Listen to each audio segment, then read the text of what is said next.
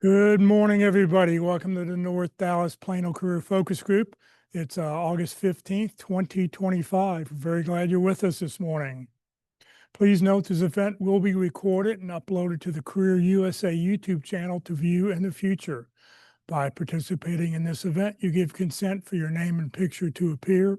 Please note that any comments you put in the Zoom chat window will not appear in the recording. Well, good morning, everybody. My name is Jeff Morris. Back in 2007, I started facilitating and leading the North Dallas Plano Career Focus Group. This group's been around since the late 1990s.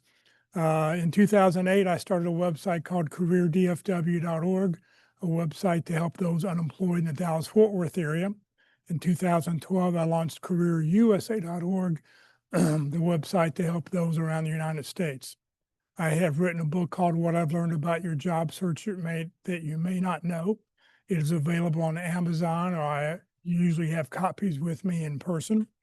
And since 2017, I've been a member of the practice interview team, also known as the PIC Crew. And you'll hear more about them in just a few minutes. Oop, goes up there. All right, our agenda this morning, we'll start out with success stories. We'll then have job leads, 30-second introductions, and we'll hear from the interview success workshop, the practice interview team, and the career tip of the week. And then we'll have our main event around the top of the hour. So we like to start off the meeting with success stories. And I hear we have cookies here. So somebody landed. Come on down and tell us the good news.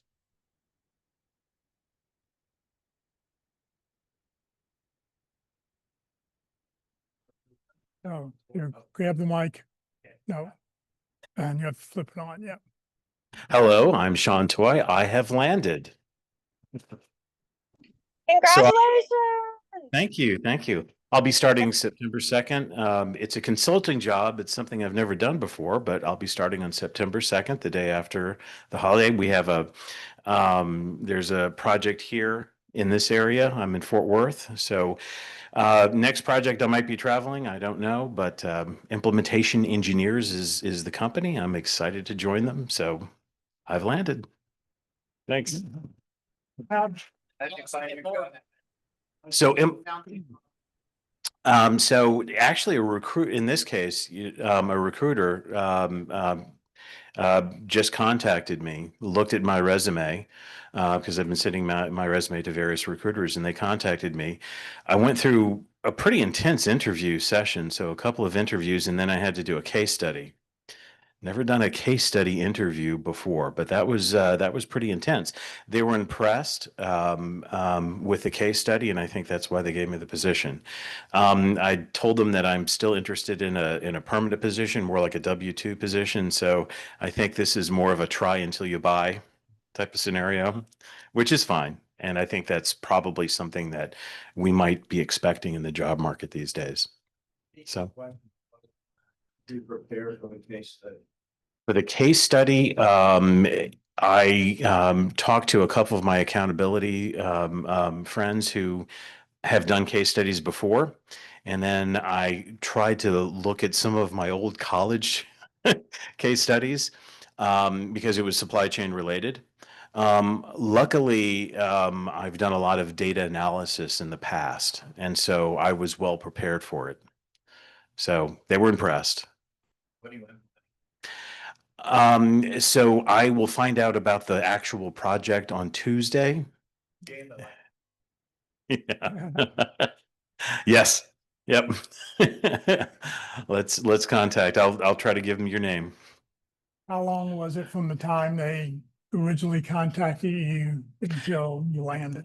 Beginning of June timeframe. So it was quite, it was quite a few interviews up until the case study, and so there were quite a few people that they were interviewing for. But yeah, I met with first the recruiter, then I met with the HR director, then I met with who my boss is going to be, then I met with the vice president, then I met with another supply chain individual. And then finally, after we did all of that, I was one of two people that had to do a case study, and they liked my case study. So So what did you learn from the process and advice for the rest of us? Stick with it. Just stick with it. The pit crew is wonderful because they really prepared me for the interview. I prepared my star stories. I always had comebacks. So just practicing the interview, I think was the best thing. It got me to the case study, even though I think the case study was what got me the final job based on my experience. I would have never gotten there without the pit crew. Even if you don't go through the interview cycle yourself, just watching other people interview, it's extremely helpful because the advice that people give others, that's the same advice that you can take. So, I mean, religiously go to the pit crew. I really liked it. Okay, thank you very Thanks. much.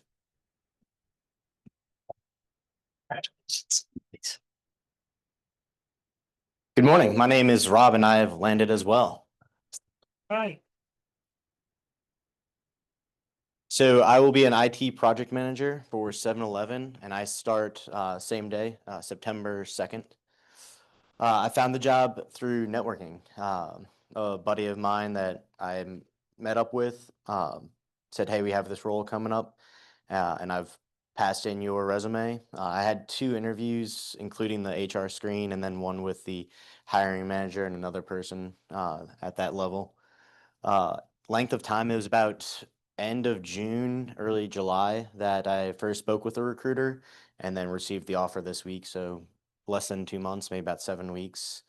And then what I've learned in the process, so definitely preparing is big, networking is huge. And then I don't know if you guys have heard this, but practicing your interviews is pretty big as well.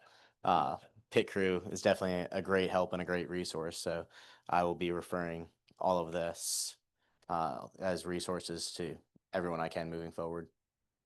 So thank you. Donut holes in the back for you guys if you like. Don't make me take them home because I will finish them. Great, thank you very, very much. All right. All right, anybody else? Anybody out on Zoom right now? Nope, okay. Well, all right, let's, for everybody who's on Zoom, if you will, open up your chat box and go ahead and put in your name, the position you're looking for, give us your email, LinkedIn address, phone number, city you're watching from. Give us 2 or 3 target companies that we may be able to help you out with. And then if you have companies that you have connections that you can help us, please list that.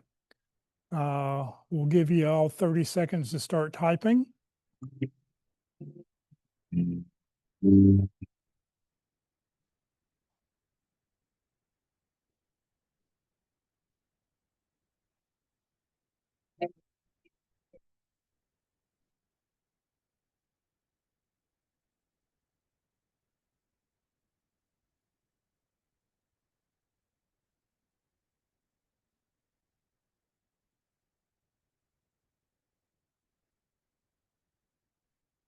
And if you're keep typing away, keep putting the information in, it'd be a big help.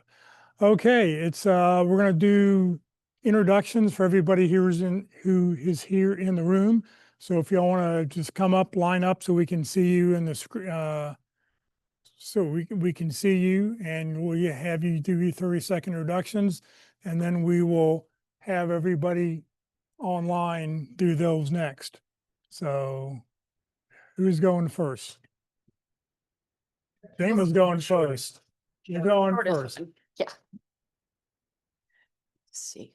Okay. Good morning, everybody. I'm Jama Ball. I'm looking for a director, VP of implementation or service delivery. I need contacts this week at Texada and RGP. I have contacts in the hospitality industry. My name is Jama Ball. Thank you. Thank you, Jay.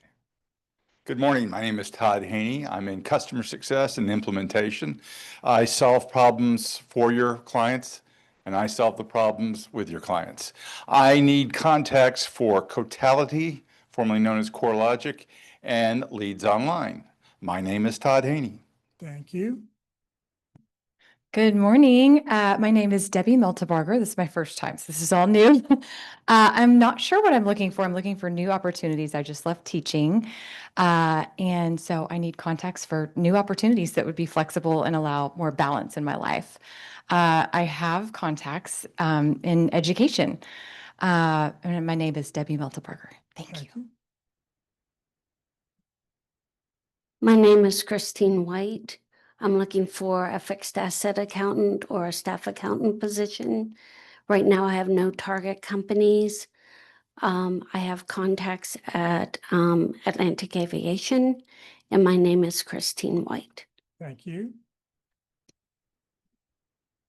Good morning. My name's Tim Uhas. I'm looking for jobs in product marketing or in sales operations. I'm looking for contacts at American Airlines, Yum Brands, or Alcon. Again, my name's Tim Uhas. Thank you. Morning, everybody. My name is William McLaughlin, currently seeking a business analyst role and looking for contacts at GameStop and Dave & Buster's. Again, my name is William McLaughlin. Thank you very much. Good morning. My name is David Turner. I am a HR systems analyst looking, specializing in employee central security. I make sure that the right people and only the right people have access to employee data. This week, I don't have any target companies. I do have contacts at PepsiCo. My name is David Turner. Thank you. Good morning. My name is Michael Garber. I'm looking for a position as an IT program and project manager. I need contacts at Toyota and I have contacts at Kyndryl. My name is Michael Garber. My name is Nate White. I'm looking for a VP or director role in procurement or operations. I need contacts at Toyota or Stryker. I have contacts at Interstate Batteries and pretty much any of the battery companies. And my name is Nate White. Thank you. Hello, I'm Bindu Challapalli. I'm looking for leadership roles in data engineering space. I need contacts again at Toyota, but Toyota Financial Services. I have contacts at different companies. If you need someone in my network, please connect with me on LinkedIn. My name is Bindu Challapalli. Thank you. Good morning. My name is Tiffany Ford. I am looking for an HR manager leadership role. I am looking for contacts this week at State Farm, Comerica Bank, and Deal, DEEL. Again, my name is Tiffany Ford, HR manager. Thank you. Good morning. My name is James Pence, and I'm currently looking for a client relationship, client success type of manager role. Unfortunately, don't have any contacts at target companies, but hopefully I will get a second call back for an interview today, so I'm waiting to find out if I will. But the other part of the question, my name is James Pence, and I'm looking forward to connecting or finding any ideas. Thank you. Good morning, everyone. My name is Mike Belzil. So I help companies ring the performance bell using data analytics and AI capabilities. So I'm looking for a director of product role. I'm specifically looking for contacts at Synchrony Financial, Keurig Dr. Pepper, or Yum Brands. So I have contacts at Walmart, Epsilon, and Circana. My name is Mike Belzil. Thank you. Hello, I'm Paul Hussar. That's H-U-S-A-R. I'm a director VP of customer service or technical support. Pharos is looking for me. P-H-A-R-O-S. They're a small company out of New York. They have offices in Denver, and they have people in the Metroplex who work for them. They need me. So if you know someone, please help them find me. I have contacts at LG. I'm Paul Hussar. Thank you. Hello, good morning. I'm Brandon White. I'm seeking opportunities as a customer solution specialist, particularly in the financial industry. And let's see, I'm still looking for target companies. I have contacts in education and in Northwest Arkansas. And my name is Brandon White. Man, I hate following Paul. Good morning, I'm Penn. That's like what you write with an extra N. Hoyt. I'm a director of marketing in the B2B space. I lead the teams that drive the leads that sales uses to close the deals. At the moment, I don't have a target company. I've got two that I'm going after, but the recruiters haven't told me their names yet, so I can't ask. Frustrating. I have contacts in a variety of industries. Look me up on Facebook, or not Facebook, on LinkedIn. I'm the only Penn Hoyt I know. Please don't look me up on Facebook. Those pictures aren't there. Again, Penn Hoyt. I don't like following him. Matt Keelan, IT VP or Director, looking for targets at Genius Road. Genius Road. 0 for 2. I can help you with Cherry Beckert or Grant Thornton. My name is Matt Keelan. Good morning. My name is Miguel Castillo. I'm a VP Director of Finance, mostly in the financial planning and analysis space. This week I need contacts at Sanmina and 7-Eleven, and I have contacts at Amazon and American Airlines. I heard someone needed American Airlines, so we can talk later. My name is Miguel Castillo. Anybody else here? You got everybody? All right. For everybody online, if you will, please open that at the bottom of your screen, open up and raise your hand so that I know who to call. So, and we'll just go through that. So let's start out with Steve Rohan. Good morning. My name is Steve Rowan. I'm a retired .NET developer. I've got contacts at Fiserv and VA. My name is Steve Rowan. Thank you very much. Nikki Duncan. Good morning. I'm Nikki Duncan. I am looking for Chief of Staff or Director of Operations positions, preferably remote. I don't have target companies. I do have a diverse network of people, so feel free to look through my LinkedIn contacts, and if you need a connection made, let me know. I will look through the companies that I jotted down earlier, though. And you are? And I am Nikki Duncan. Yes, you are. Thank you. Yolanda.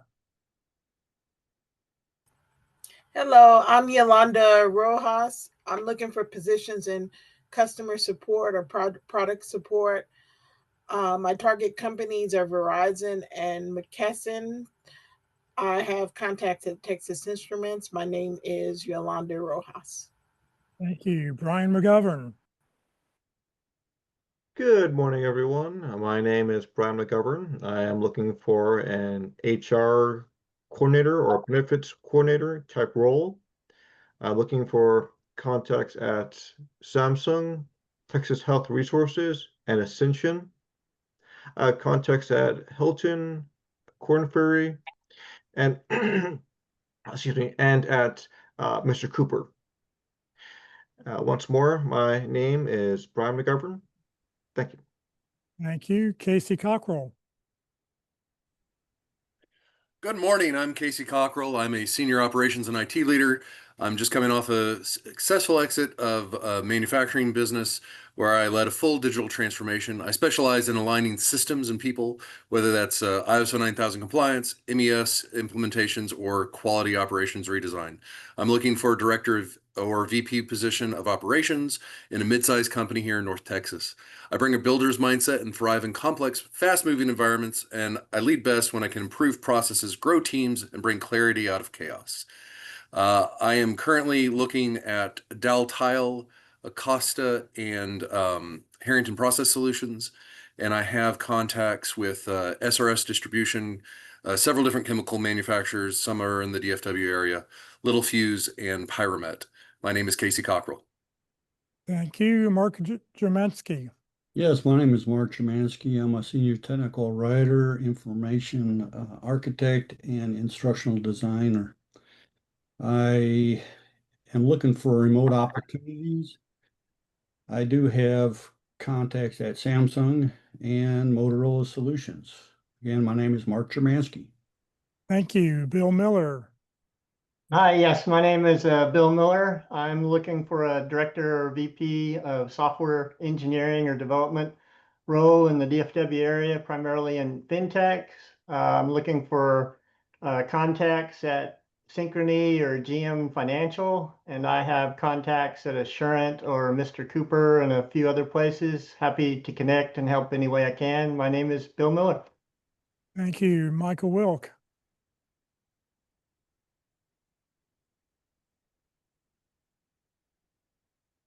Good morning. My name is Michael Wilk. I'm looking for a lead or senior quality engineer or quality manager position. I need contacts at SNC, Boeing, and Collins. I have contacts at Raytheon and L3. My name is Michael Wilk. Thank you. Matthew. Good morning. My name is Matthew Bianchin. I am seeking a role as a business development director, looking for contacts at Pepsi, Frito-Lay, Dr. Pepper, or Yum. I have contacts at Elier, Aramark, and Compass Group. My name is Matthew Bianchin. Thank you. Michael McLean.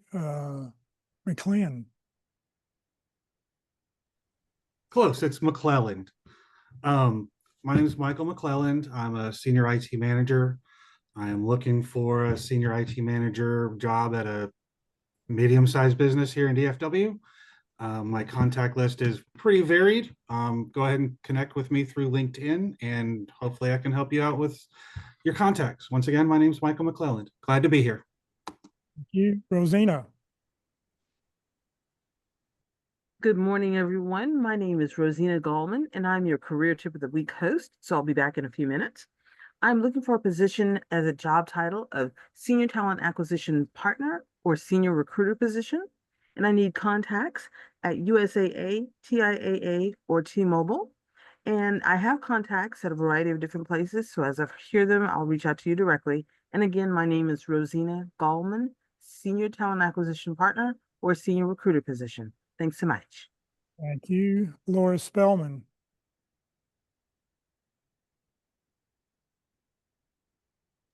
It's the mute button. Good morning, everyone. I'm Laurie Spellman. I'm a corporate real estate director or VP of design and construction. I transform workplaces with over $500 million in operational savings delivered. I lead construction teams from idea to execution. A picture's worth 1,000 words. The background behind me is one of the projects that I've completed. Again, Laurie Spellman, corporate real estate director. I'm looking for a contact at United Healthcare Group and have contacts at Nokia and JLL. Thank you. Melissa Madden.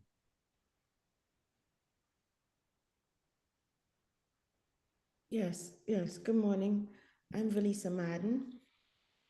I am looking for senior manager, director level roles, titles such as director of internal audit, director of risk and controls, director of process improvement, SOX director.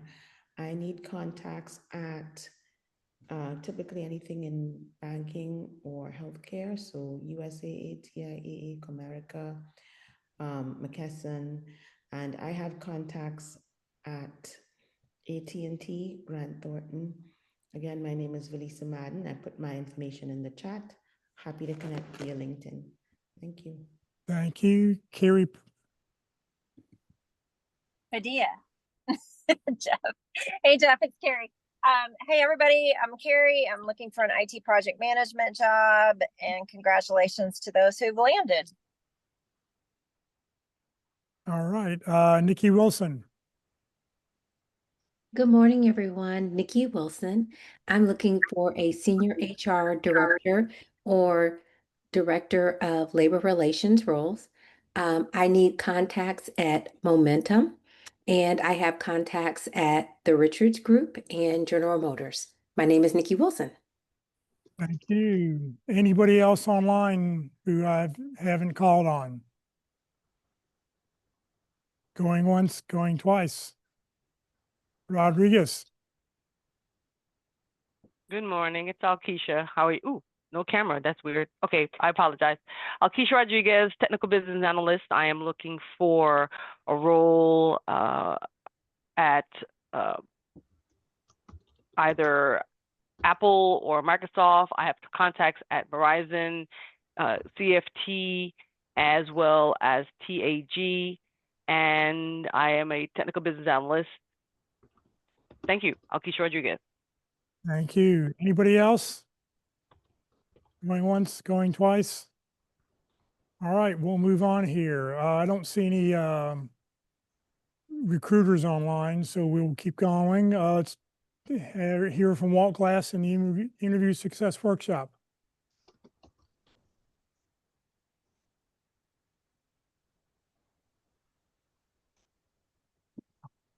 Good Friday, everyone. My name is Walt Glass, and I love to help people gain skills and confidence for a successful job interview.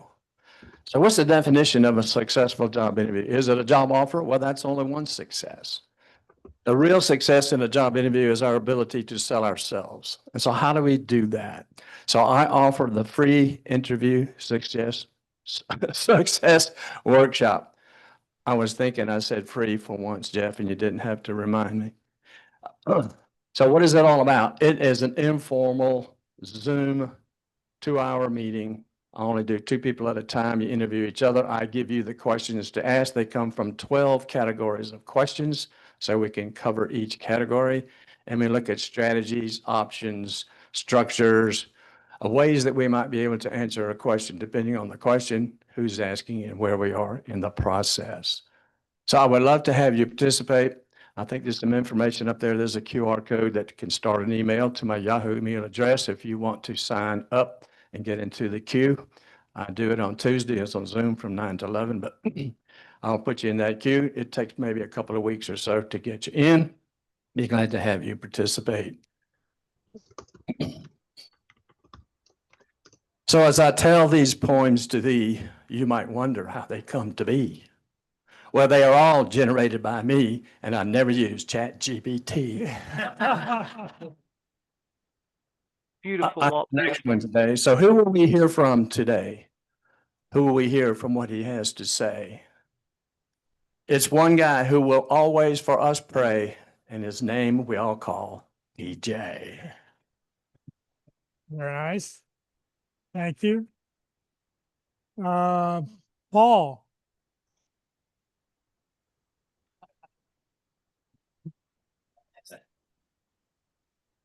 Hello, I'm Paul Hussar, and I'm very excited today to talk to you about the PIT crew. That's PIT, Practice Interview Team. We conduct mock interviews here in this location, except for the 4th Wednesday of every month, which is this coming Wednesday. Next week, it will be remote. Every other Wednesday, we are here at 1 o'clock to 3 p.m. conducting mock interviews. So if you've got an interview coming up or a job description and resume, you can send those in. We'll have 3 panelists examine those documents and prepare to interview you for that role. After the interview, they'll give you very specific feedback on your performance and help you improve your leadership, your interview skills to help you land that next job. We are always looking for panelists. If you have been a hiring manager, and if you've had to terminate someone, you're qualified to be a panelist. So please reach out to the PIT crew and volunteer for that position. I find that I learn something new every time I attend, whether I'm an observer, a panelist, or an interviewee. We have a motto: practice early, practice often. You can practice as many times as you want. I believe Larry Goldsticker has the record with 7 times going through the process, and guarantee it will help you with your interview skills, better present yourself, and get you that next job. I'm Paul Hussar. Thank you. Yes. Yes, I mentioned that. On Zoom, remote, 4th Wednesday of every month, and that's next week. So we will not be here physically next week. Thank you. Thank you very much. All right, time to hear from the career tip of the week. Good morning, Rosina.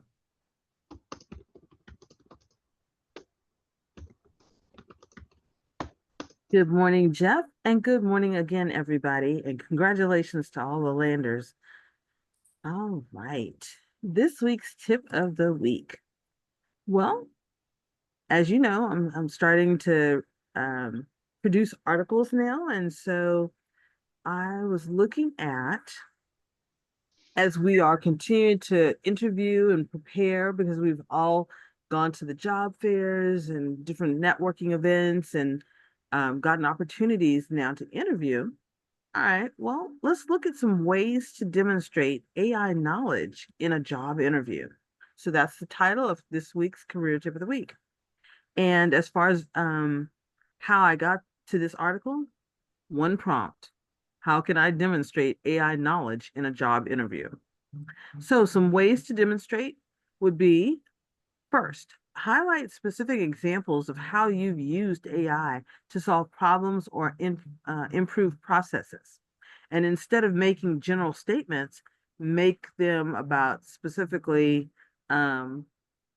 shared concept and different examples. So during your STAR stories. Second, you want to focus on the business outcomes of your AI initiatives. Explain how you use AI that led to measurable results, such as increased efficiency, improved accuracy, reduced cost, or enhanced customer satisfaction. Third, you can use the STAR method: situation, task, action, and result, to structure your responses to behavioral interview questions about AI. This helps you tell a compelling story that highlights your skills and experience. Fourth, be prepared to discuss both the benefits and risks of AI tools. Show that you understand the ethical implications of AI and your personal approach to protecting sensitive information and verifying AI outputs. Fifth, you want to demonstrate your understanding of the different types of AI and their applications. For example, you can discuss machine learning, natural language processing, or computer vision in the context of your work. Sixth, stay updated on the latest trends and developments in the field. Discuss current topics and be ready to share your information or share your informed opinions on the subject. Seventh, if relevant, showcase a portfolio of AI projects or code samples. This provides tangible evidence of your skills and accomplishments. Eight, ask insightful questions about the company's AI initiatives and strategy. This demonstrates your genuine interest in the field and the company's approach to it. Ninth, you want to highlight your ability to teach others to use AI effectively. Companies value candidates who can help their colleagues embrace new technologies. And 10th, express curiosity and a willingness to continue learning and adapting in the evolving landscapes of AI. By focusing on these areas and providing concrete examples, you can effectively demonstrate your AI knowledge and capabilities during a job interview, increasing your chances of making a strong impression and landing the job. And then also, for all the people who may be new here, in the last 2 weeks, there was a career fair. It's the 2025 North Texas Career Fair, and that is at myntx.com. There are a list of over 300 and maybe 400 employers that are listed there.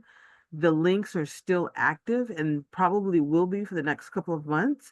And so I want to highlight and recommend that you continue to go through that list. There's a lot of employers that you may not have even thought of. So myntx.com. All right. Well, I hope you guys enjoyed this week's Career Tip of the Week: ways to demonstrate AI knowledge in a job interview. Have a fantastic weekend, everybody. Thank you very much. All right. Today for lunch, we're going to go to Mama's Pizza. I'll be eating a hot cinnamon rolls, but you all can have pizza, pasta, and a salad bar. Come join us, 2130 West Parker Road. It's on Parker, about a half block west from Custer. So we'll go there about 11:45 and we'll get a head count and see how many people are going to join us today. All right, if you want to receive today's materials, you'll get a copy of the speaker's presentation. You'll get a link to the YouTube recording. You'll get a copy of the Career Tip of the Week that Rosina just offered. You'll get a copy of the Zoom chat, To make sure you get that information, if you're here in person, please make sure you've checked your name off on the contact list, or if you're new, that you fill out a little white slip of paper and that you do it legibly so that I can read it. Every week, I always have one that I can't read. And for everybody online, please be sure to include your email address in the chat. That way I'll be able to get you added to our contact list, and you'll get this material that I send out tomorrow. All right, it's time for our main event. For those people on Zoom, if you have a question, you can either raise your hand or you enter your question. And as PJ takes a break, I will get those questions answered for you. Our speaker today is PJ Dunn. He's a behavioral strategist, professional development coach, professional speaker. He posts on Facebook because I see that occasionally pop up. Today, he's going to talk about imposter syndrome, turning self-doubt into self-mastery. So let me go give him the microphone and we'll get started.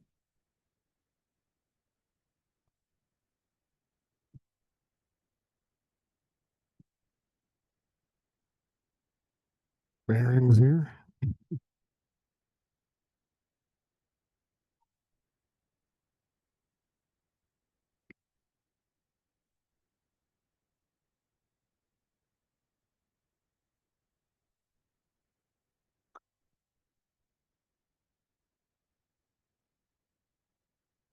So a lot has happened since the last time we talked. In fact, it used to be called the imposter syndrome, but that's misdiagnosed.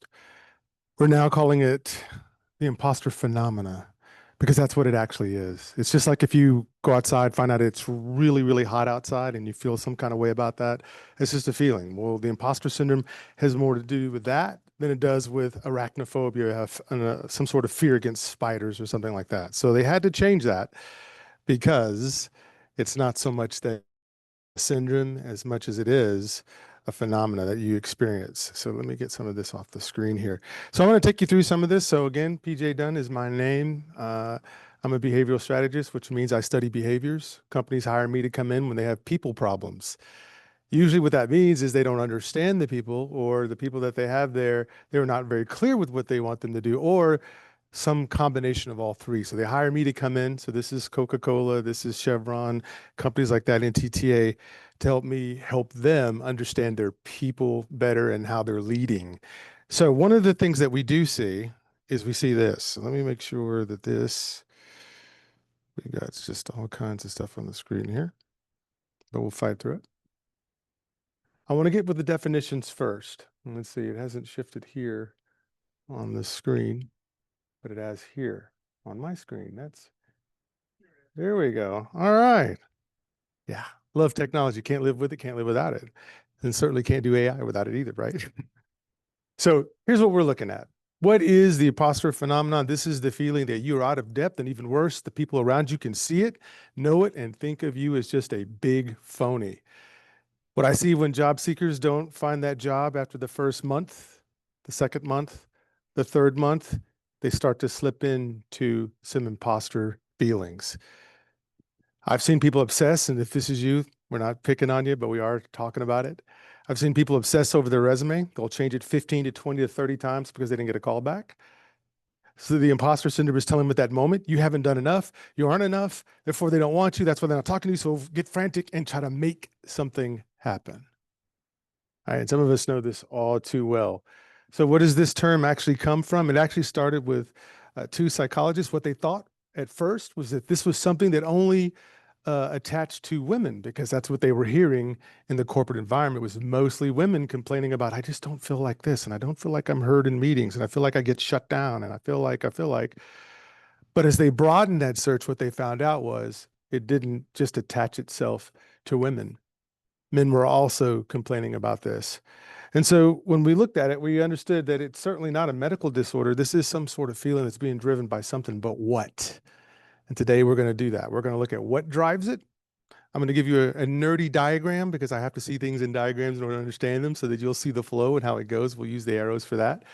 Then I'm going to show you how to beat the imposter phenomenon, because it is it is something that you can beat and you can do it firmly. And if you find yourself right now telling yourself, well, I used to be so good at this, or I used to be thinner, or I used to be this, I used to be that. If you're saying anything like that, you are suffering with some sort of imposter. We also know that there's more than one type of imposter. So we'll look at that as well. And then I want to leave some questions or leave it open for some questions to hear how we might address it together. So with that, we'll take a look at it. Now, largely what we'll say here is that this is just a reaction to a circumstance or situation.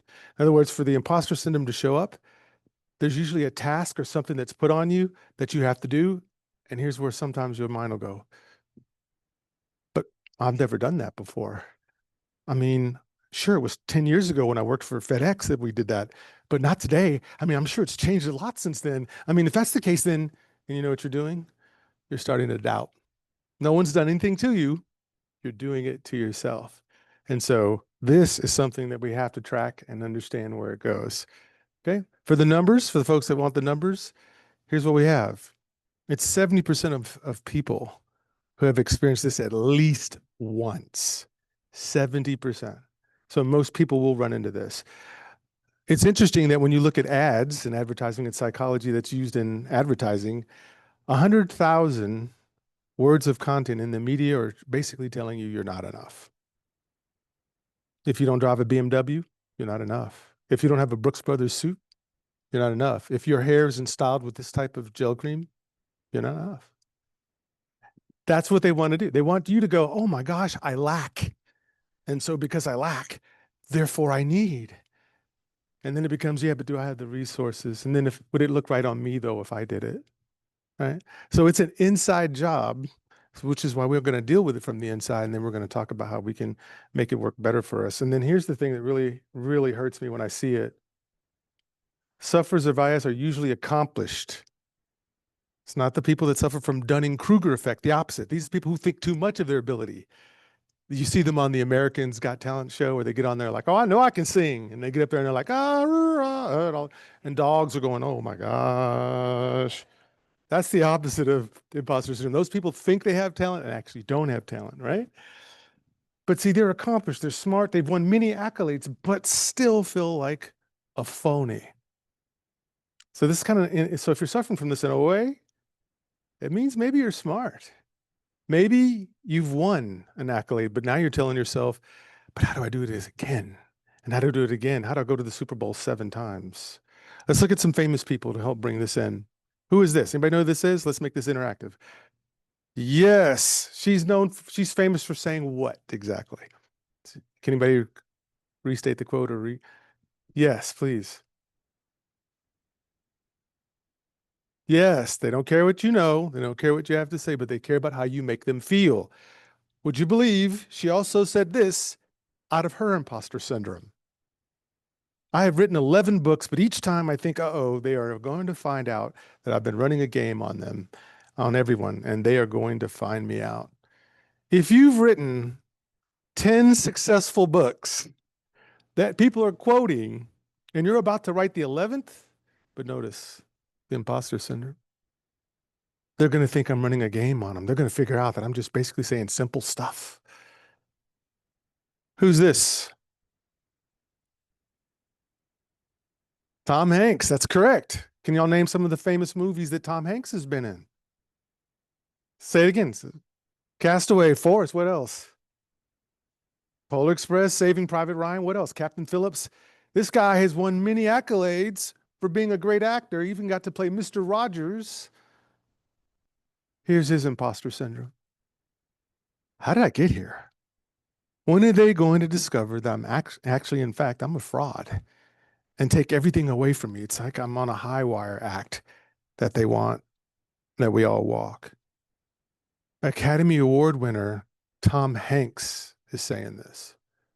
Many movies that you can name, that you can quote, that meant something to you, and yet here he is. But here's somebody else, and I want to see if I can move this off my screen. There we go. How about this guy? Anybody know who that is?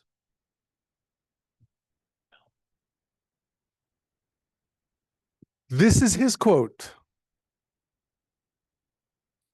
You see the exaggerated extreme The steam in which my life work is held makes me feel ill at ease. I feel compelled to think of myself as the involuntary swindler.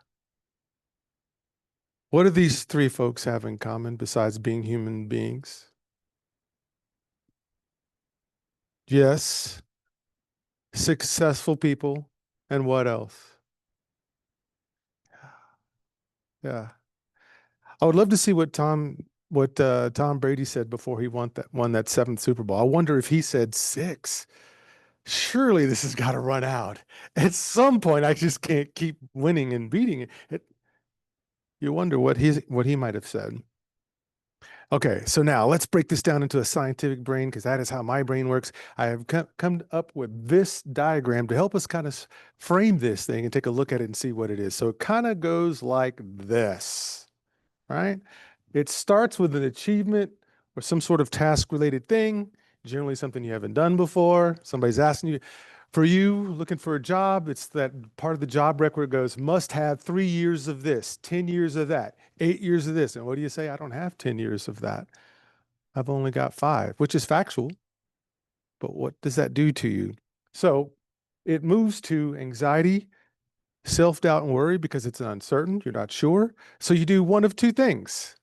You either over-prepare or you procrastinate on studying for the exam or getting prepped for the particular interview. And then let's say you go ahead, you go to the interview, they actually like you, they want you to go to the next round, so you get the accomplishment.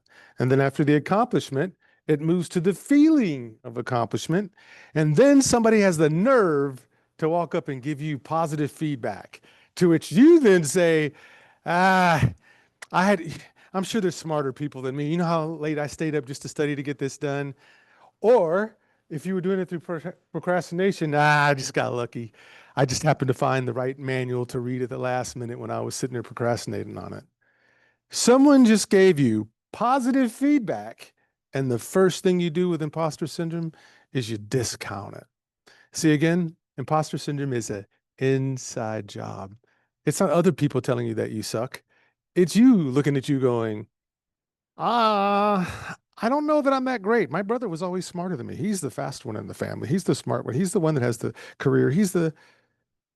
We've got to lean into this. We have to look at this because if you're doing something and you do it well and then you discount it, you think you're an imposter.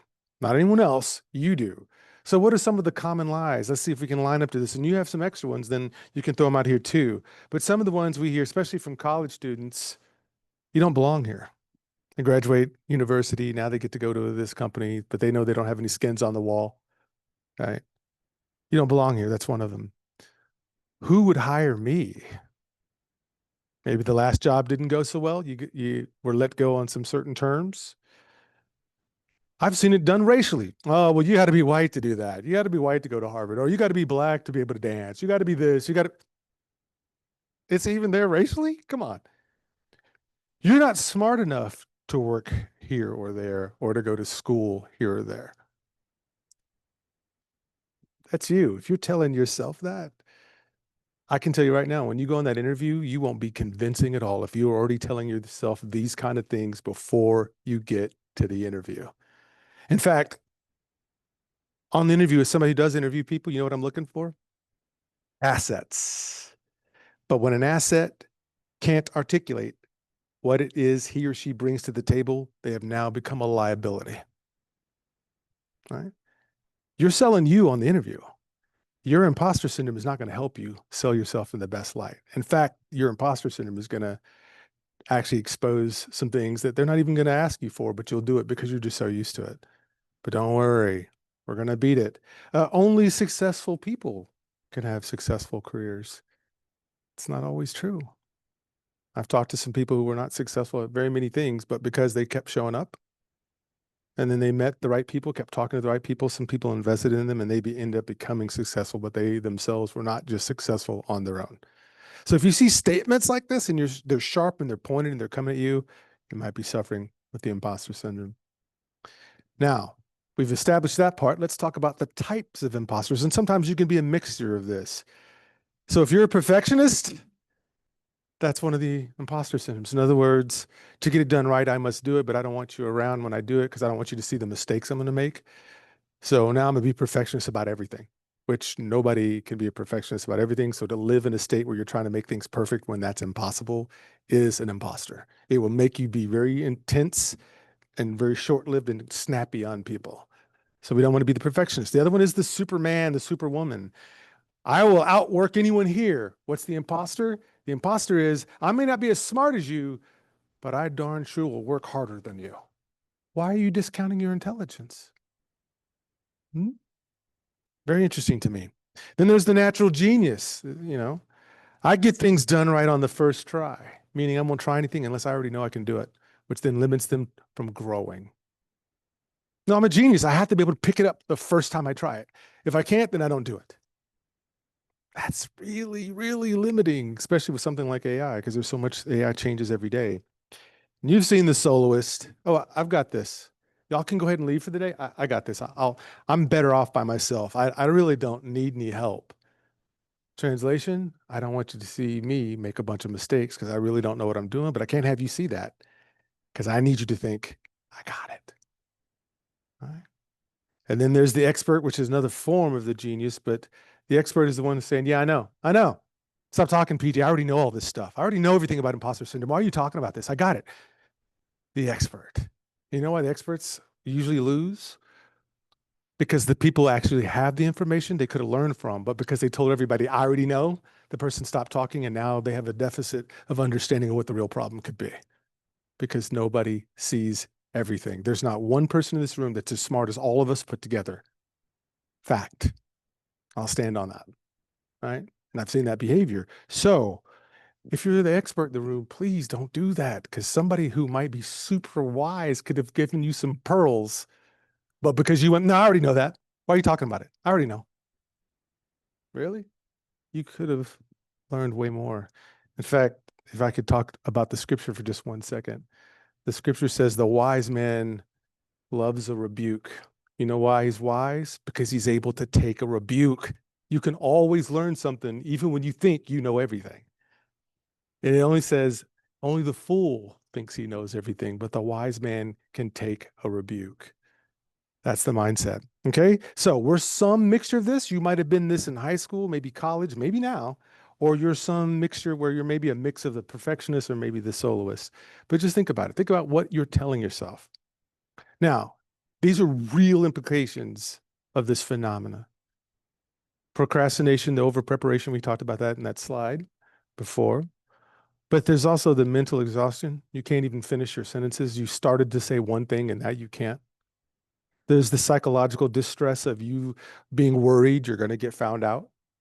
There's the increased self-doubt because the more you're thinking about you and you and you can always come up with another thing that you're limited by.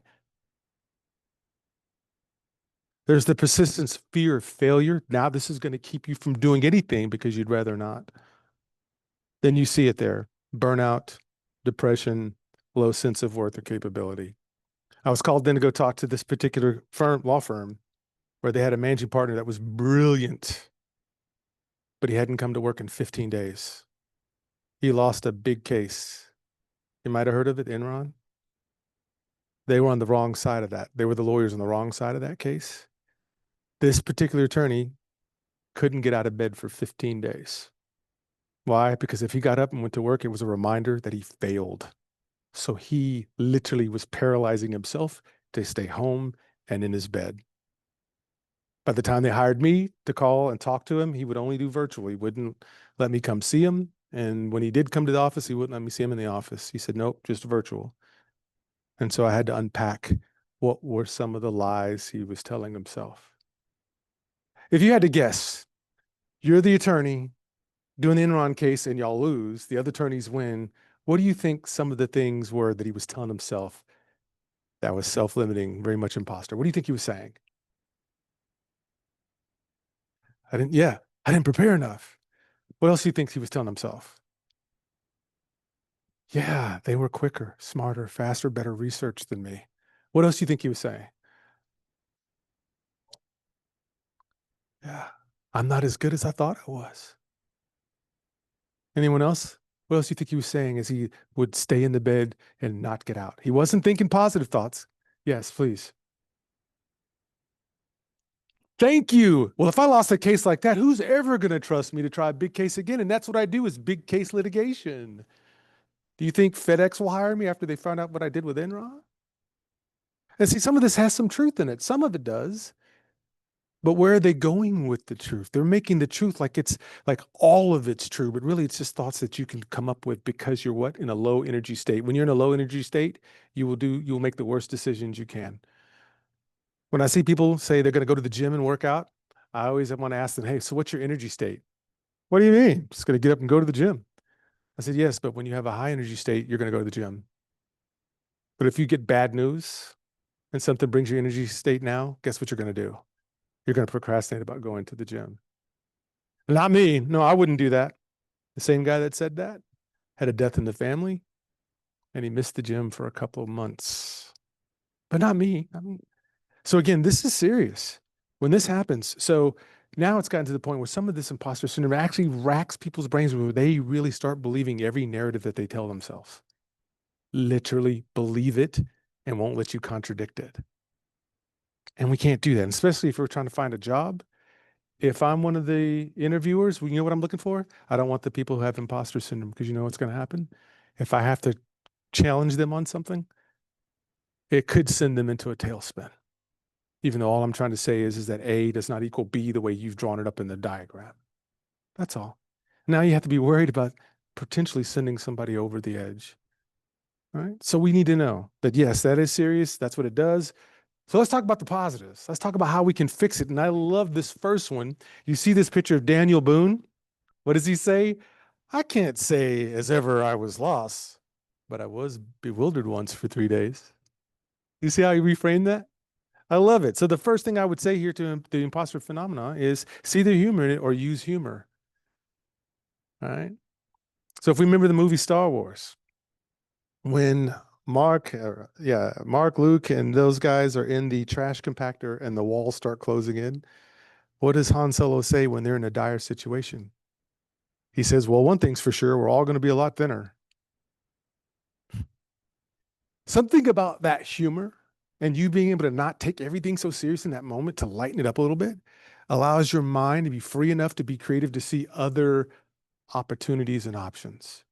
But a mind that's closed in and is only focused on every little thing that you didn't do quite right, and that you spilled coffee on yourself on the way here, that it was late, that you had to take a longer route because there was traffic. And if you let all that stuff stack up, by the time you get to work, you're a bundle of nerves. Right? But see, here's Daniel Boone. Yeah, I can't ever say I was lost, but was bewildered for 3 days once. I love it. Reframe the lie you're telling yourself. Now I need you to turn into the inner attorney. And that's what I was telling this guy. You need to be the inner attorney. Whenever somebody gives you or provides some sort of data, does it mean it's factual? Challenge the data. So the moment you tell yourself, I don't think I could do this. I don't have 5 years of this. I don't have 5 years of agile. I don't have 3 years of this. Question is, but can you learn it?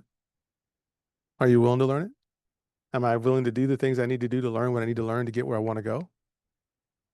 Or do I just want to accept that just because I've never done agile before, that means I could never do it? Don't have a degree in something and tell me you can't learn something, because you went to school for it. You learned the things that they taught you in school. All right. Whatever it is, well, my brother's smarter than me. Who said? By what measure? What measuring stick are you using to say that your brother's smarter than you? Therefore, your brother would know what to do, but you don't know what to do because your brother's not here. Challenge you. Don't believe everything you say. You know who lies to you the most? You. And how does it show up? Imposter syndrome, or the Dunning-Kruger effect, which we said earlier up top. This is about overestimating your abilities. When everybody else can see, what is he doing? He can't sing to save his life, but he sure thinks he does. That's kind of cute. This is what you'll think. All right. What's another way? Outside of calling out the tendencies, find a support group. See, when you're around people who don't have the imposter syndrome, guess what? They won't let you drip that rain cloud of negativity around them. You know why? Because they're trying to win. Winners don't think about losing. Winners think about how they can win. And then if you're Tom Brady or Wayne Gretzky or Serena Williams, you're trying to figure out how you can win again again, again, again, again. Because to you, the habit is we win around here. For people who suffer with imposter syndrome, the habit is I lose around here a lot and I focus on it. And then I'm so afraid of it, I'm afraid you might see it and call me out on it. But once again, the imposter syndrome, which we're calling the phenomena now, is an inside job.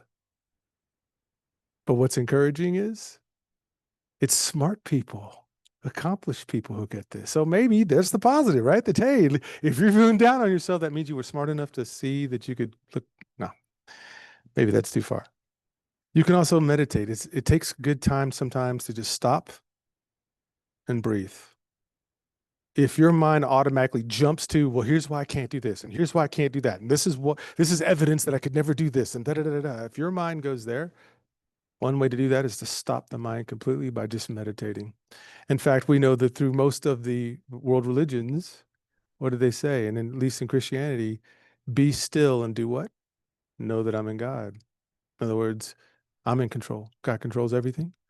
So no matter what scenario we create, you know what? I'll say it harsh. I'll say it more firmly for that because I want everyone in this place to get a job. I do. Because I'm not looking at anybody in this room that does not have talent. Everybody in this room has talent. But can you articulate it well? Right? Can you articulate what it is that you bring to the table? The job is just the target, but you're the asset. And when I'm the CEO looking for people, guess what I'm looking for?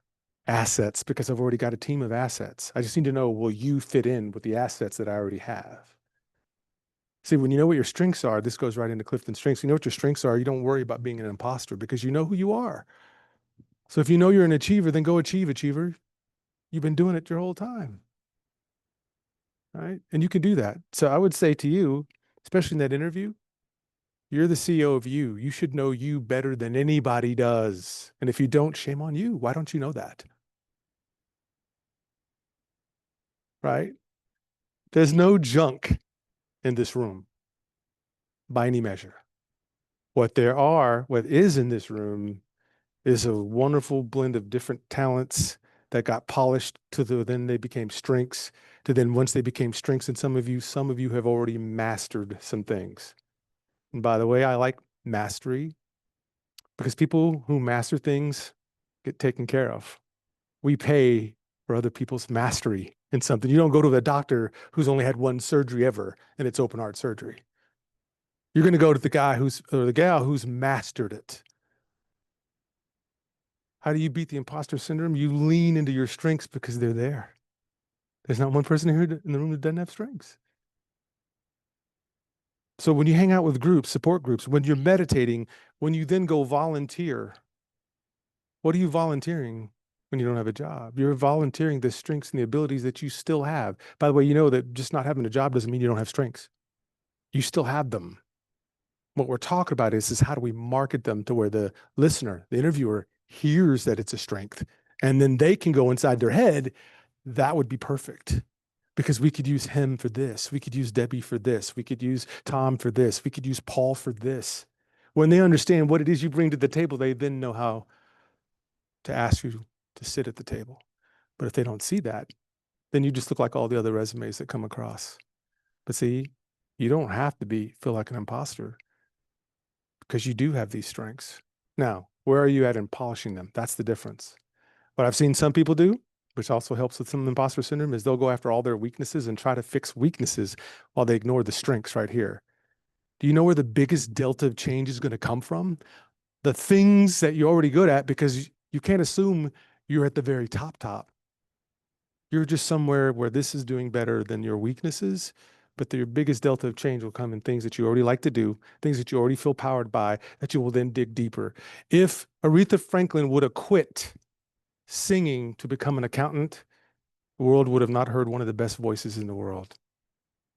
Everybody knows an Aretha Franklin song. Why? It's emotive. When Aretha sang, you felt her pain. When she said, I need respect, you believed that. She wasn't the only person that sang about respect.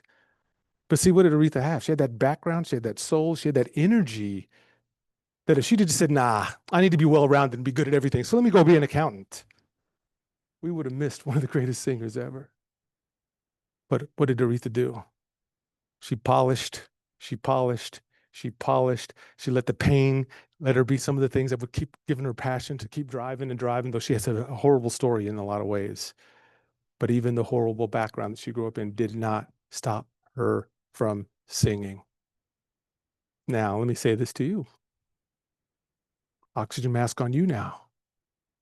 What's your Aretha Franklin part of you? It's in there. And right now you're in the middle of a storm because supposedly not getting a call back means you're not good. But supposedly because the referral that said they would hand it off to their boss didn't do it yet. And you're wondering why they're procrastinating when I need you to hand this resume off because I need a job.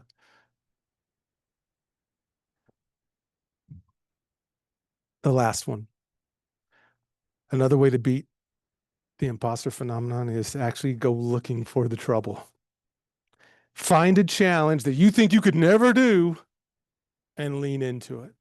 You know what that does? It produces evidence. You know what evidence does? Evidence says I can refer back to this as evidence that I can do this. So one of the best ways to beat the bully is not to keep running from the bully, is learning the bully's tactics and then flipping it back on him and finding out he's actually the insecure one. You ever seen that happen with bullies? I've been studying that with kids. The kid's getting picked on because he's yay big. The bully's my height. He's imposing upon him. But as long as the little guy is scared, then he keeps doing it. But the moment the little guy goes, actually get back, he's not ready for that. And then he may, but when the kid shows the resilience, he's saying, what is he saying?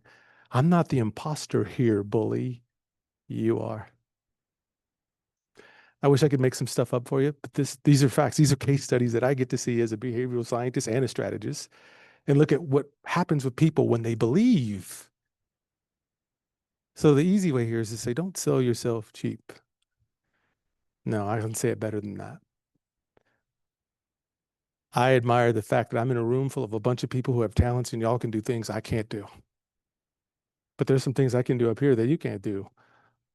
So that's why the right hand needs to meet the left hand, because together we can grab a hold of things and we can take it further. As a business owner, I need to hire right hands and left hands. But if the left hands have imposter syndrome because they're not a right hand, and if the right hand has imposter syndrome because it's not a left hand, that doesn't help me. So if you're a right hand, be a right hand. If you're a left hand, be a left hand. Partner with the right hands. Y'all both benefit from being around each other. So what you can see is this. I've been doing this kind of work for about 15 years now. And what I really love is seeing the human spirit push through. Don't we like that in all the movies we watch? We don't watch the movie to see the little guy keep getting beat up by the bully. We watch that movie to see the little guy finally stand up to the bully. That's what's satisfying to us. And I would say right now, if this is a movie, I'm excited to see what you're going to say at the next interview, the next interview, the next interview. But when you come from a position of not weakness, not imposter syndrome, not self-limiting beliefs, but from a position that says, this is what I do. This is how I do it. This is why that excites me. And this is why I'll stick around until I figure it out. The number one skill you can have after this is resiliency. It doesn't matter whether you went to Harvard, whether you're male, female, black, white, whatever the box.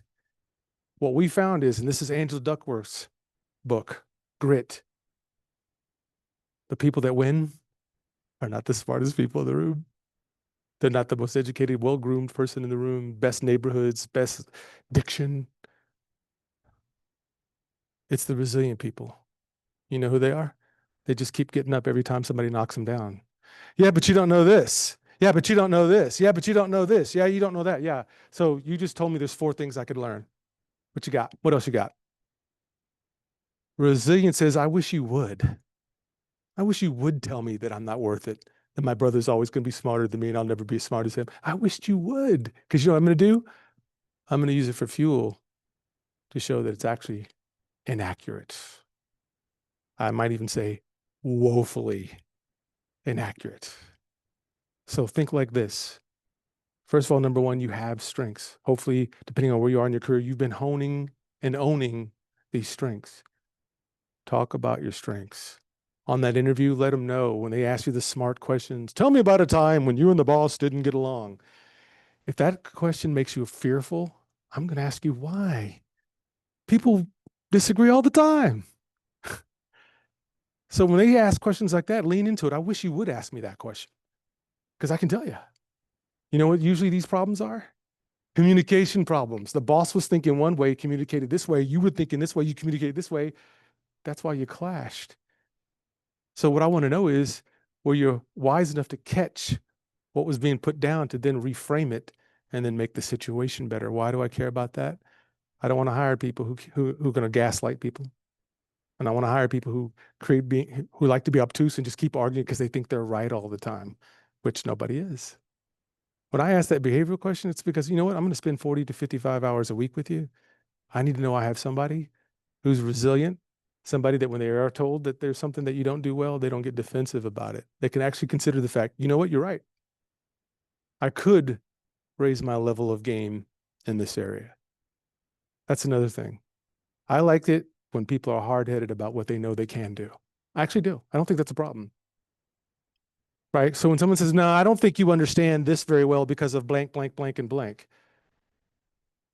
For the last 17 years, I've done this, this, this, and this. You know what that's done for me? It's let me know that I can be resilient, that I can bounce back, that things like this should happen. In fact, I expect things to get miscommunicated. Why? Because two brains don't always communicate the same way, although they may have some similar experiences. Now that's cheating because I'm a behavioral strategist, so I would know that about the brains. But really, when you talk about conflict, how was it communicated? And weren't there something that both people said that was kind of wrong, but they think they're right, so they think the idea of the argument now is to fight? No, it's not.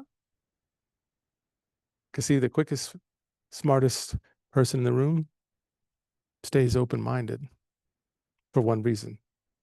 I don't know everything. But see, the cocky person thinks they know everything, and then they'll pull out their resume, where they went to school, where they grew up. That doesn't mean you're right just because you've done or been blessed with some good things. In every situation, there's more than one way, and you've heard your grandma say it, to skin a cat. So really what we're talking about is you want to skin the cat this way. I want to skin the cat this way. Let's talk about why we're coming at the same thing from just different angles. It seems we both want the same thing. We're just doing it differently. See, that'll blow some people's heads out there. So when they're asking that, whoa, tell me about a time when you didn't, you know what it was? Communication. 9 times out of 10 it was. Now, could you have been insubordinate in that situation? That's why they let you go? Yes. But see, even with that, if that was the case, and they go, tell me about a time and you got let go and they asked you about that, what are they wanting to know? They want to know what happened. And you're not going to tell the whole story because that's in the past. What you're going to say is, we had 2 different ways of looking at a similar problem that we both wanted to fix, and we weren't able to meet in the middle. That's why I'm not here today. So tell me, what else about this company? See, I'm not going to linger on it. I'm going to say the truth. Step up to it because I'm not afraid of it. Lean into it. What else you got? You're going to hang this whole interview on just this one question about this one time when you've been in an argument probably today with somebody. So speak the truth, say it, but don't add to it. And then ask them, what else we got? Is there anything else? So tell me, based off what you've learned so far about me in this interview, what do you like? Is there anything you think that I don't show up, that doesn't show up in my resume that you think should? See, nobody asks that. Everybody goes in like this. Pick me, please pick me, please pick me, pick me. Look at my school, look at this. No, I want to talk CEO to CEO because I'm the CEO of me and they're the CEO of the company. So we're going to talk like CEOs. You know what CEOs do? They don't mince words. They just get to the point. They don't make it emotional. Tell me about a time when this happened. Well, it did happen because of this, and this was this. Solved. What else can you tell me about the job? The imposter syndrome will make you stay in a scary place, and that's not what we're looking at. So what about some resources here? Here's a great website, mindfulnessachievement.com. What is mindfulness? Mindfulness is this ability to stay in the present. What do most people do when they're triggered? They either go back to a past pain and bring it up and act like this situation is exactly like what happened when you were 12 years old, which it's not. It just has some similarities. Or people scoot to the front and they start catastrophizing. Well, if I don't find a job by next week, then that means I'm going to be on the street and da da da da. No, mindfulness means we stay right here. We don't go to the past and we don't go to the future. We stay right here. And what do we see when we stay in the future? We get to see that first, breathe, calm down, be still for a second. Are they really saying what you think they're saying? Or are you just adding something on top of it because of past trauma, which happens a lot? Okay. In fact, a lot of people that I see don't realize that they have trauma. They've been walking in trauma that they don't even see because it's so naturalized to them. Right. And then I help them see, no, this is actually trauma. The reason why you don't like that boss is just like that dad that you don't agree with. And that's why you don't like this boss. It can't be that simple. It's interesting. What about books? Own Your Greatness, right? That's by Lisa and her husband, Richard. Sheryl Sandberg, Lean In, that was so popular a while back and still has great points. But Dr. Mark Reed wrote, You Are Not a Fraud. It's a scientist's guide to the imposter syndrome, which he scratched out and put phenomena. So some great books. How about apps? Headspace, you can download Headspace onto your cell phone.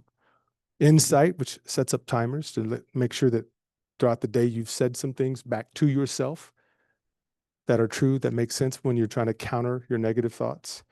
And there's another app out there called Reflectly. It just asks you to stop and reflect, and you can set that up. And you might think, well, this is kind of crazy. It's like, this is where we are. We are post-pandemic. The pandemic revealed that there were a lot of problems going on. And now we're trying to recover post that. Some of us are still holding trauma from the pandemic, don't even realize it. But at least with this, what we understand is if I can stay mindful, if I can understand what are the lies I'm telling myself, and then to combat that, can I use some humor or can I use my inner attorney to say, well, is that true? Yeah, you're mad right now, but is it true that it's the boss that's making you mad, or is there something with you that you don't like right now? All right. So when we're able to slow down and go to that direction, I think you have a better chance of beating that imposter. But understand, the imposter is not created by somebody on the outside of you. It's you doing it to you. So we need to have some really good, clear understanding of, hey, what do we spend most of our time thinking on?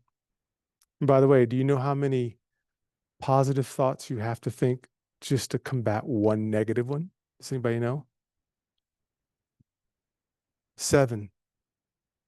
It takes 7 positive thoughts to counter one thought that goes, well, I'll never figure this out. I'm not good with computers. It takes 7 to 1 ratio to keep this thing clear. We're just asking for it to be clear. We're not asking for this to be perfect. We just want our mind to be clear. Because when our mind is clear, we can see the attempts or the attacks coming, right? And when the attacks are coming in, do I have to believe that? Is that true? Or is that just me right now because I'm upset because I haven't found a job yet and it's been 18 weeks and nobody's responding to my emails and recruiters are blowing me off? You can build a narrative really fast. We call it spiraling or anchoring, right? And you don't want to do either one. In fact, again, I'll say it. There's not any junk in this room.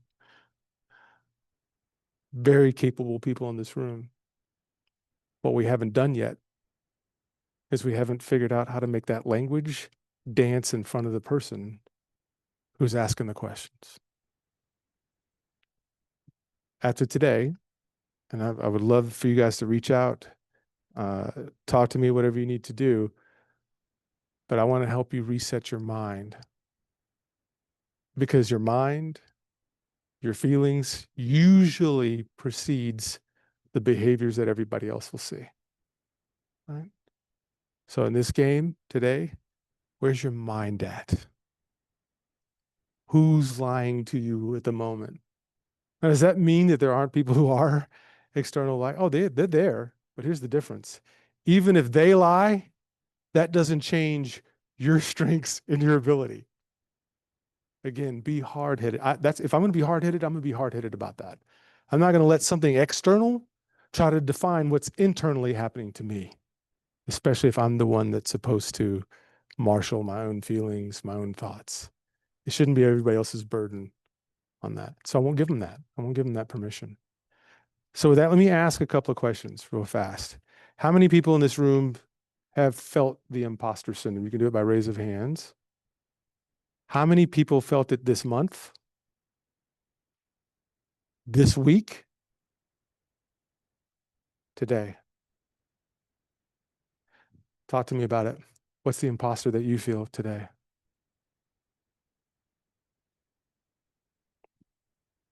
Thank you. I was actually going to bring this up in the question area, but basically what it is, and I'll kind of give a little backstory if it's okay before I answer the question.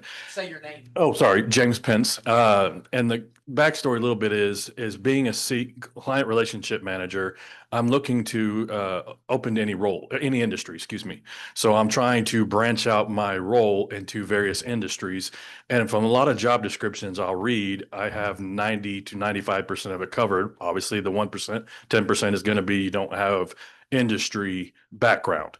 And so I'll get into I know leading up to an interview or just talking to someone, I can all day, I can tell you how I build relationships, I can make friends, all that kind of thing. But I know that one question that come up, do you have this industry experience? Can you work on this app? Can you, whatever the other case may be. And so that starts creeping in the back of my mind is I'm going to fail this because I don't have that. So I'm going to have to oversell everything else. And so I start blabbling like I'm doing now and start just trying to oversell everything else and not making sense because I'm trying to oversell not having the background or the ideas of their industry, whatever they've been doing. And then I start, looking at it as like, well, that's not fair because there's only one way to get experience in that industry is to do it. And so I start fighting myself as I should learn it before I even have the interview, but then I'm thinking, well, I can't have that, learn that because there's no way of doing it without being in that industry. So it's kind of a lot of the conflicting, issues I start running through. And I'm telling myself, like you're talking about being at peace before I get to the interview, days leading up to it. But the day before, I'm like, oh my gosh, they're going to ask that question. And so then I start, contradicting myself and I'm not going to be able to, answer that question. So I'm going to have to go on about overselling everything else. So, it gets closer, it gets harder, if that makes sense. Yeah, it does. So you hear anybody hear the self-limiting beliefs in there? And we're not picking on you. We're just taking what you said.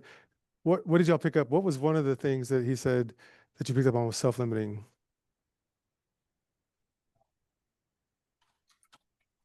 And therefore he needs to oversell. Who said that? Todd. Right? Who said, no, I'm saying, yeah, but who said that you need to over-explain is the answer to the perceived deficit? You see that? Yeah. Yeah. His mind said, well, if you can't answer the question, then what's better is a sea of words. That's a mechanician of his own mind, which actually, here's what we would do. So we probably want some answers in here. I'd flip it. The thing that I'm most afraid of, I'd talk about that first. I'd bring it up first because then I control the narrative. And then I ask him what else. If you kick the dog in the mouth before it even gets started, but if you're sitting back waiting, if you're waiting for them to ask that one question after you've answered 10 questions in a row perfectly, and then boom, they hit it. Tell me about a time when you and the boss got into it. I was hoping they wouldn't. So what the resilient person does, where it makes sense, when they can see where the line of questioning is going, is you bring it up yourself. You control the narrative. You say exactly what happened, keep it short. And then what happens to them is they go, well, I can't grill him now because he's already answered it. It's already been answered. As lawyers will say, ask and answered, objection, lawyer. He's already asked and answered that question. In other words, there's no point to continue to go on that because it's already been dealt with. And that's one way to show the moxie, the grit in that way. I love that. Right here, I think you also had your hand up. In terms of suffering from the imposter syndrome today, right? I've come from I resigned my position because of a toxic supervisor, and he basically told me I was unhireable. So looking for a job, and I have never had a lot of self-confidence anyway. I just continually tell myself I can't do it. And even though I've had like 4 interviews, people seem interested in me, it's really hard for me to pull out my strengths and what I did for 5 years before he came and did the picture. And nobody had a problem with my work. So it's just telling myself I'm not good enough. Shame on him. So here's the thing, What's up? when people say that, I love this. So again, you can see real quickly. If you're going to bring weak stuff at me, I'm just going to deflect it. Because it's ridiculous, right? So when that person says that, number one, they're saying it from an opinion base. It's not a fact. It's an opinion. That opinion is biased because people are biased. And then because we're biased, there's some confirmation bias because he could say, I've seen 5 of her. And every time I've seen her, they always did this to me. That's not what we would still say. We would say, okay, well, you've hired people with a certain, or you're drawn to, so why is that happening? Right? So why is this guy running into a bunch of people that he has to say, well, I can tell from just looking at your work that I don't think you can do this job. I don't think you're enough for this job. I always find that interesting when they say stuff like that. So then I'll flip it and say, so tell me what's great. When somebody's killing it, what does that person look like up here? And guess what? They're going to start listing some attributes. And guess what? Some of those will be your attributes. And so when they say that, well, I need somebody who does blank, blank, and blank, and blank, and blank. See, and a lot of times what I can do is I can pull out my resume and say, listen, I did that same thing over here at FedEx. I did it here at the Dallas Business Journal, and I did it here. To me, that's evidence that when I am presented with this type of situation, I can deal with it and I have dealt with it. Right? Because again, they don't know you. They're not the CEO of you. You should know everything about you. You should know every time you've won, you lost, and when it was just a do-over. They don't know that. So now it's about, can you now talk? Because you said lack of confidence will come in. When they hit the lack of confidence, they will take that as in, see, it's true. See how unconfident she is right now? When really it is, you weren't ready for that. What was said to you had an impact, and now you're triggered. And then because you're triggered, people either fight, flight, or fawn, and you fawn. But now we know ahead of time. Okay, when people say things like that, there's a lot of bias in the subject. It's not an objective opinion, it's subjective.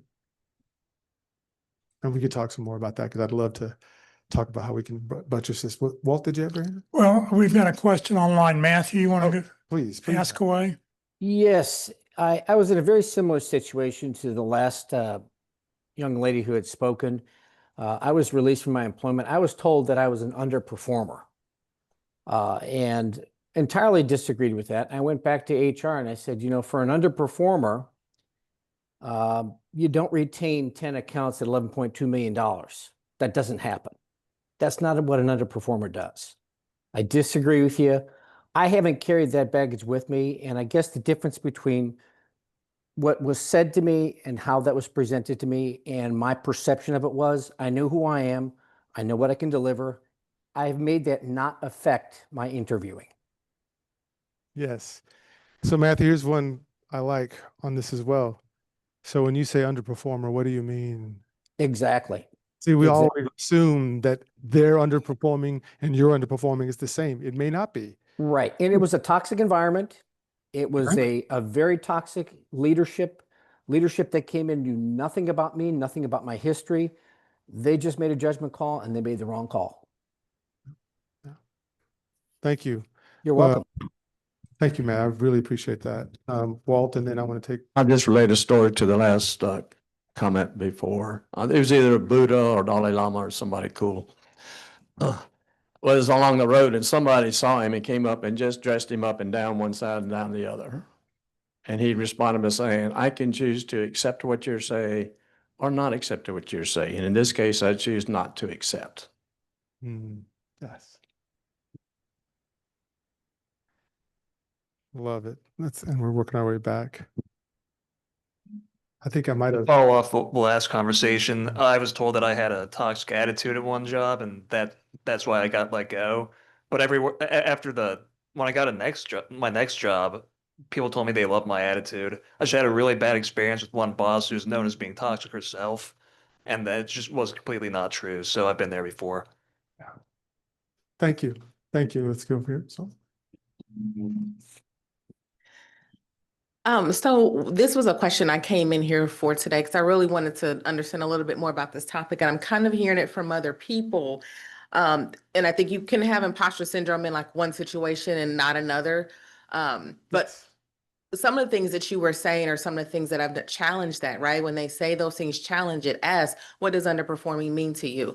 So my question though, or what I'm thinking of is, when you have that confidence, or you are challenging that, or you take that, I don't have that direct thing, that you hit it first. What I have found is a lot of times that is intimidating, or to the person, to the manager, to the interviewer, things like that. So I have found that sometimes if I'm figuring out how to read the room, I will sometimes feel like I need to pull myself back, because I am resilient. I am ready to answer the hard questions. Like I tell people all the time, I specialize in the hard things. Let's go. But that is intimidating to people. So I did have a manager that wanted to give me, and I'm challenging that and saying, I have plenty of statistics and, examples and results. And that was intimidating to her. Yep. Right. So, or the interviewer. So sometimes you're in an interview and you're like, yeah, I'm ready for that question and all the things that you were saying. And as an interviewer, I'm like, sometimes that's too much for people. And they're like, oh, I don't want this person because they're going to come and take my job, or I'm scared of them. When you're just wanting to be resilient and show that you can challenge those things. So I think sometimes the whole time you were talking, I'm like, those things work, but then again, they may not. Yes. They can work against you sometimes. So can that happen? I mean, it can work 100%. against you. So I love the distinction. This is a perfect distinction for me to make. So I am not saying to be defiant on an interview where you're asking them to take a look at your resume. I'm not saying that. What I am saying is that when there is intimidation, when people are acting like, well, I'm just going to do this because I just need to get rid of you because I got 5 other people coming in this week that I also have to interview with, and they're just kind of being a certain way with you.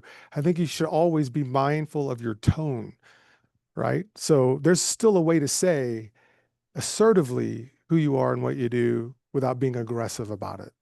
And that's something different, right? Because I wouldn't tell people to go into these interviews and being antagonistic. Obviously, that's going to work against you, right? But what you do want to do is you want to remain assertive, because a lot of times these folks here, they've already done this interviewing process. They've already hired so many people for this job, and it's a revolving door. They're not getting it right. And so they kind of sometimes come into the interview with an attitude. Sometimes they don't. Sometimes they come in with the mindset of, no, we're actually looking to find somebody who can fill this gap. And when you're trying to fill the gap, you're not going to be antagonistic about it when space. Same Right? thing here. I want to help. I don't want to be a leader. Yes, yes. And so with that, again, you always have to do this. I'll give this to you right now, right? It's about context. There's 3 things at the minimum that you must read in context. 3 things. Books are obvious, because if you don't read a book in context, you could go off in Never Land. You also need to read people in context, which means I get to see how are they coming at me. They're coming antagonistic. Are they being protagonistic? Or they're not convinced yet, which is fine. And the last thing that we read in context, situations. You have to read the situation in context. You don't go to a funeral to somebody who's grieving over their dad dying and try to cheer them up. That's not the time to try to be positive to them at that moment. At that moment, they want to grieve, because that was the person who taught them how to throw a football, that showed up to their recitals. To go up and go, oh, come on, man, lighten up. At least dad isn't in the hospital anymore. Well, he's in heaven now. Come on, lighten up. That would not go over at all, because that person is grieving and having an experience that their dad is no longer with them. Positivity does not work in that context and in that situation. Although, are you really trying to be a bad person by being positive? No, but what'll happen is that positivity will look like insincerity. They'll look at you like, I don't need positivity right now. I need empathy. I need someone who can understand how I'm feeling and what I'm going through right now. Not someone who's trying to move me past my grief already when I'm not ready, to try to get me to go someplace because they just want to keep everybody's spirits up and keep it high. So with that, you have to read the person and you have to read the situation, both of them in context before you speak. And that's that pause part before you say anything. So yes, please, I love that distinction. It's not, we don't go in there trying to fight with people that are trying to offer us a job. At the same time, when people start trying to bully, they start being some kind of way, that does not mean you just kind of crumple up and just take it. You show them that actually I'm going to assert why I am great for this job, even though you're trying to tell me, well, I can tell right now you don't have the aptitude for this job. I mean, people have been told straight up in interviews, yeah, I don't think you'd be right for this job. And they just met them. I've heard that story a lot. So I hope that helps. But thank you. That's a great distinction. You're not wrong in bringing up that distinction. And it can come off. But again, I'm going to appeal to behavior again. If someone's not coming at me crazy, then I need to say, okay, let's give them grace and not come back, even though I may not like what they're saying.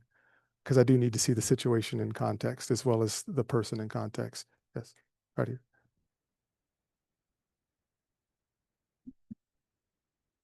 Yeah, and while we're on the subject of positivity, I just one comment I want to make is I feel like I just see way too much toxic positivity on LinkedIn, and that's why I'm not on there very much. I'm sure a lot of people in this room and online probably feel the same way that I do, and I'm just so that's I just wanted to get your ideas on like why people are just doing this, and why and just why are people why people just engage in that on LinkedIn, and I just feel like it's not very helpful, for about every single user out there, or most of them anyway. Saying why are people choosing to be toxic with their positivity? Why are they doing that? Yeah. So usually what you see, the classic answer will just be whenever you see people doing that, that's a deflection. That's a deflection of what's really going on. All right. Because no one's positive about everything. You can catch people on something that even they will tell you. I have some friends that are very positive that will tell you, yeah, on this one, I couldn't handle it because that was my dad. That was my mom. That was my whatever. Right. And so when you see people trying to use the toxic positivity, they feel like there's something they can gain from it. And if they stay up all the time, then it looks like my life is going great, things are going great. And I want to project that because I want people to see that my life is going great because then I look hireable, right? If it looks like I'm positive and things are going my way. Most people won't go on there and say, well, this happened, that happened, this happened, that happened, because people will go, oh my God, what a sad sack. But the truth is that's really what's happening to you. But that doesn't mean all the negative things happening to you aren't having a positive effect, meaning that you're choosing to learn when you find yourself in hardship rather than complain about the hardship itself. Right. So you don't get good at anything unless you go through something. That's a great question. Thank you. I'd like to share a few platitudes I hope will help. The world is full of too many bad managers and too few good leaders. True. There's only one you, and fear is a liar. I love it. 100% right here in the back. Yes.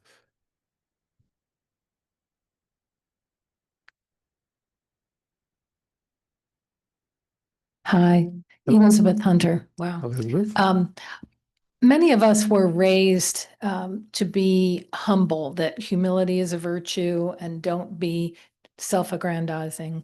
And I realize there's a fine line between humility and fear, which is really what imposter phenomenon is about. Can you comment on that?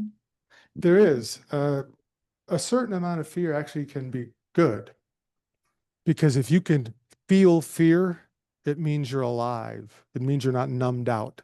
Some people, to get through tough times, numb themselves. They do it through drink, they do it through food, entertainment, whatever causes pleasure. That's a way of numbing out something that's happening. But see, fear, I would say people have a not such a great relationship with fear/stress. Let me add stress in there, because your life is going to have stress. So that means there's a relationship. You're going to have it. It's in your life. So either you know how to handle stress or you don't. And if you don't, doesn't mean you can't get the skills to, because there's several people around us that have figured out ways to not let stress kill you. So you often hear fear attributed to this. What is it? False evidence appearing real. And once again, like the imposter syndrome, it's starting here.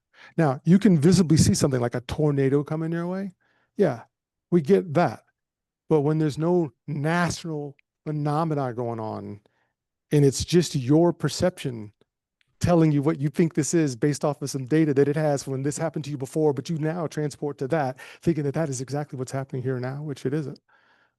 How do you get a control of it? And so fear will come in. I love also with this, the scripture where the scripture says in 2 Timothy, right? God doesn't give you a spirit of fear, but of love, power, and a sound mind. A sound mind is not one that's vacillating back and forth and going all over the place. It's one that's steady, even though outside there may be a storm. It is possible to be steady and sober-minded, though you're in a situation that is the opposite of it, right? So happiness is the little brother to joy. Have you ever seen joyful people in a bad situation? They're not jumping up and down doing toxic positivity. They realize this is difficult, but they also realize, you know what? But this is going to teach me something, and never again will I let this happen again. And now it creates a resiliency in them. So I would almost say you don't learn as much in victory as you do in defeat. And you got to have that mindset. And you can't let the bad things steal your joy. Because what it means is the good times, they were just more surrounded by happiness more than they were joy. And so that's another way. So you have to do a whole word study on the little word joy has a huge meaning as to how we affect and see fear. I love that question. Thank you so much. PJ, Casey online would like to know how you tell the difference between the imposter that's telling you to make a change versus those occasions where a change is actually needed. Ah, perfect question. I love it. You guys are, I like this. Well, here's the thing. The imposter syndrome is an inside job. It's you telling yourself something and then you want to believe it. But then there's also wisdom. And wisdom says, if every time I do A, it produces B, and then B produces C, and it's not where I want to be, then maybe there's something else going on here besides just imposter syndrome. Right? So you can actually literally make this a diagram. So certain things that you're not supposed to be doing that you do anyway, you have to ask yourself, why do I want to do that? For example, he said, well, if I feel like I'm inadequate in the area, his answer was to add a lot of extra verbiage to make it sound like he was okay. That was a machination of his own mind to do that. But why? What if the strongest thing you could do at that moment is say less, not more? What would communicate confidence more? A person who then over explains, or a person who speaks in a straight line?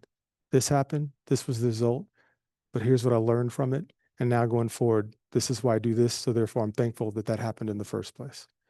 Next question, please, right? It's that the questions don't seem to throw you out into the water and make you get all crazy. It's like, yeah, I expect this.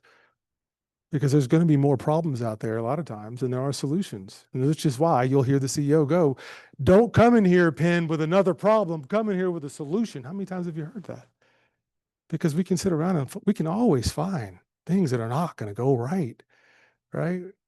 But at the end of the day, it's like, but does this deserve my energy to go into this?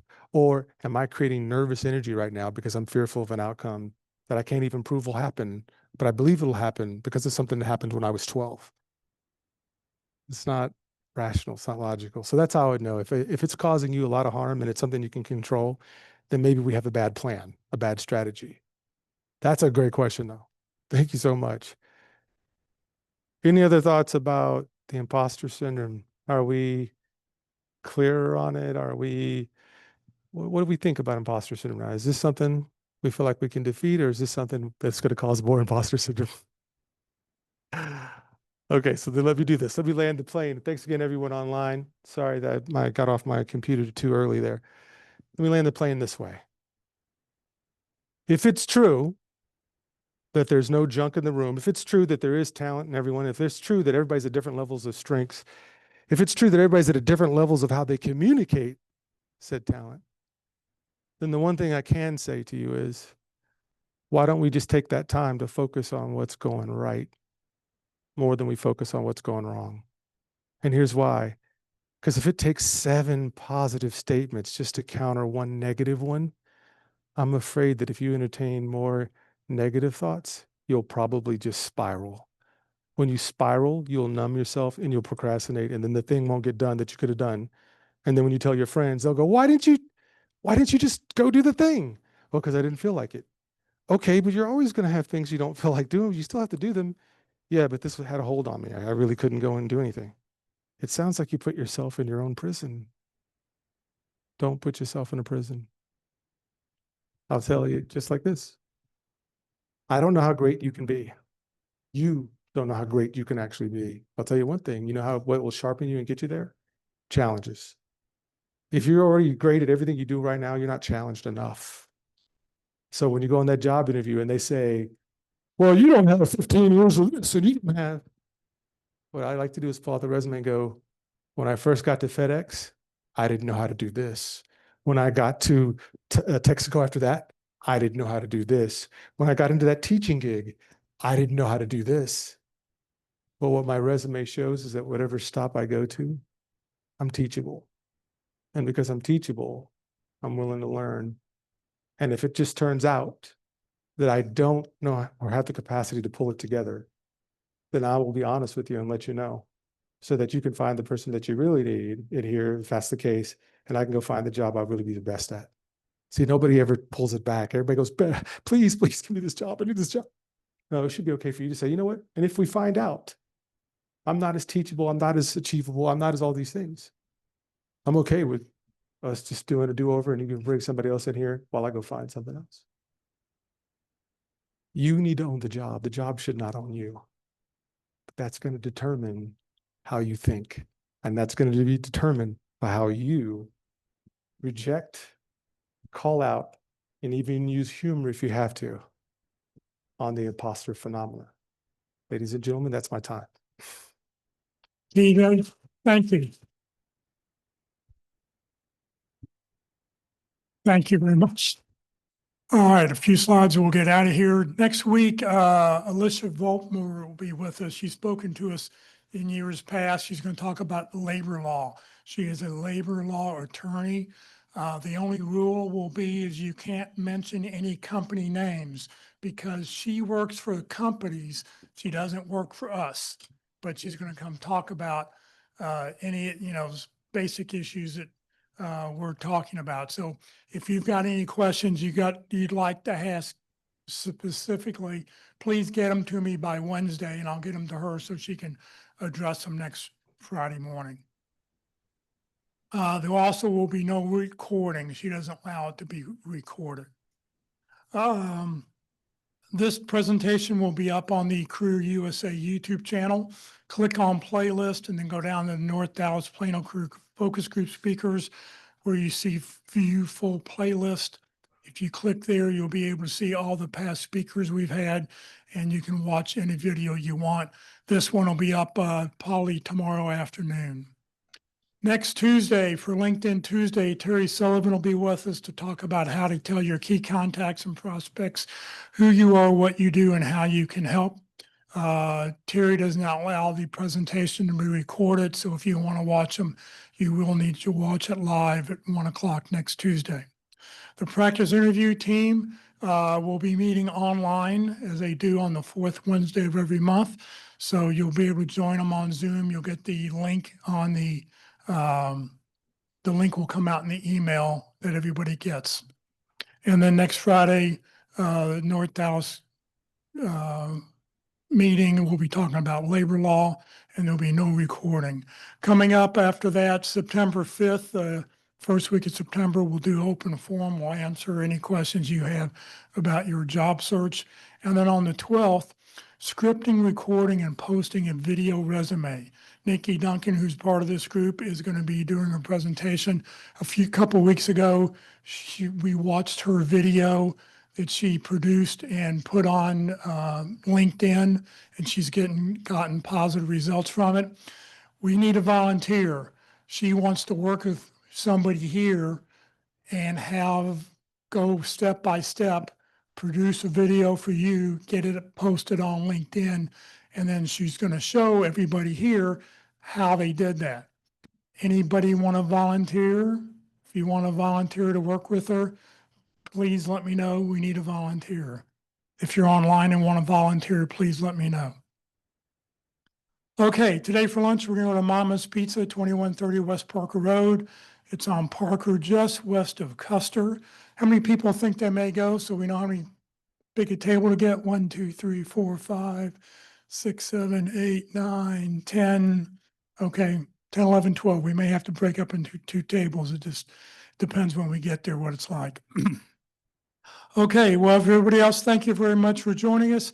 Have a great weekend, and we will see you all next week.